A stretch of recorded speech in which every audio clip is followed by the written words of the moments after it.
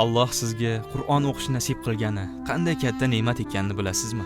Ovozingizni xirlashiga qaramay, so'zlarni uzib, nafas olishingizga qaramay, oyatlarni buzib, xato qilishingizga qaramay, ma'nolarni tushunmay, amal qilmasligingizga qaramay, harflarni bir-biridan ajrata olmay, eslab qolishda sust bo'lishingizga qaramay, Alloh sizga kalomini o'qish nasib qildi. Farishtalar milliardlab ovozlar orasidan sizni ovozingizni eslab qolib, ixfo yoki qalqala qilishingizni hayajon bilan tinglab o'tirishlarini bilasizmi? Oyatlar orasida to'xtab olgan chuqur nafasingiz uchun ham qanday mukofotlar olishingizni bilasizmi? Alloh taolo kalomini o'qishingiz uchun millionlab odamlar orasidan aynan sizni tanlab olib, bu baxtni sizga nasib qilgani nimani anglatishini bilasizmi? U sizni jannat yo'liga boshlayapti. Ha, aynan sizni tanlab olgan va aynan sizga bu ne'matni ato etgan. Shunday ekan, bu yo'lda hech qachon taslim bo'lmang, orqaga chekinmang.